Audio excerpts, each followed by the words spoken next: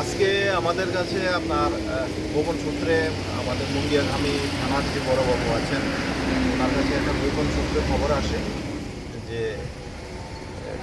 আসামের দিক থেকে একটা গাড়ি আমাদের তেলিয়ামোড়ার দিকে NL01AF 6187 একটা ট্রিপার ট্রাক দিকে আসছে এবং ট্রাকটার ভেতরে কন্ট্রাব্যান্ড আর্টিকেলস আছে।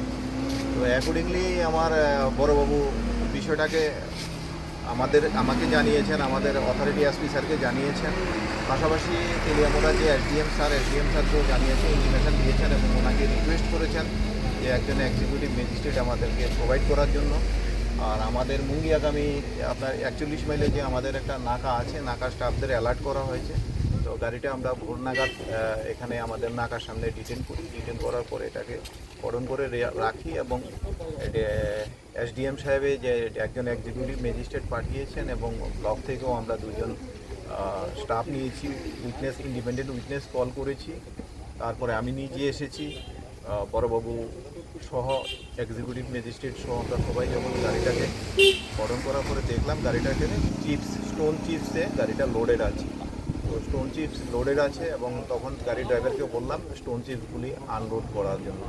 তো যখন স্টোন চিপসগুলি যখন গাড়িটা থেকে আনলোড করা হলো তখন আমরা গাড়িটার ভেতর থেকে গোলাপি রঙের প্লাস্টিকের কালার 54টা স্যাক আমরা পেয়েছি।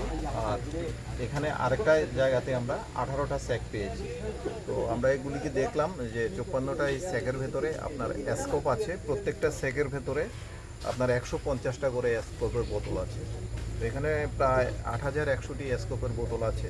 আর ফেন্সিডিলোর যে 18টা ওই দিকের যে 18টা আপনি দেখতে পাচ্ছেন সেই 18টার ভেতরে আপনার 100টা করে আছে। এখানে প্রায় 1800 মতো ফেন্সিডিল আছে, অর্থাৎ প্রায় 9900-র মতো মাল এখানে। বাজার মূল্য কত হবে?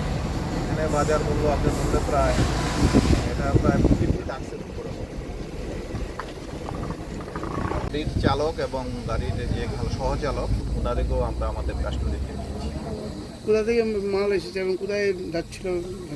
অ্যাকচুয়ালি এটা তদন্ত সাপেক্ষে আমরা এখন আপনাদের কাছে না বললেই ভালো হবে।